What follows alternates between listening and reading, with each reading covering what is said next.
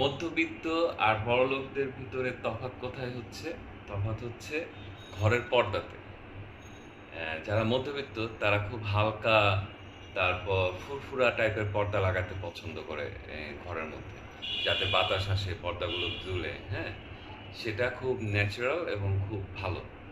আর বড়লোকরা হচ্ছে ঘরের মধ্যে ২ ধরনের পর্দা লাগায়।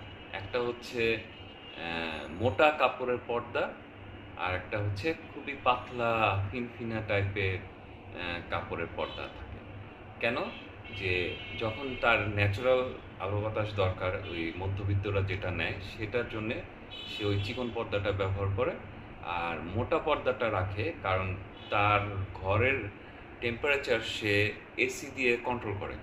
যে একটা নরম গরম ব্যাপার অবস্থায় একটা সুন্দরভাবে থাকবে।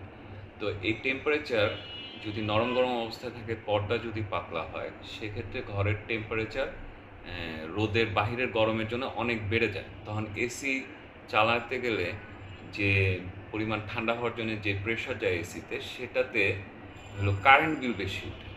তো বড়লোক কারেন্ট বিল কমানোর জন্যে সে তখন মোটা পর্দা ঘরে ব্যবহার করে। যখন এসিটা চলে মোটা পর্দা থাকলে বাহিরের তাপ কম ঢুকতে পারে ঘরে, আর ভিতরের ঠান্ডা বাতাসটা বাহিরে কম যেতে পারে। এই জন্যে হচ্ছে বড়লোকরা অনেক স্মার্ট মুভমেন্ট করে এটা, এবং অনেক চতুর হয়, এবং সে তার টাকাও সেভ করছে যে মোটা পর্দার কারণে তার কারেন্ট বিল কম আসছে। আর যারা মধ্যবিত্ত তারা ওই তারা পাতলা পর্দা রাখে এবং এসি চালায়, তার কারেন্টের বিল বেশি ওঠে, এই জন্য সে মধ্যবিত্তই থেকে যায়, সে আর বড়লোক হতে পারে না। Tata, love you.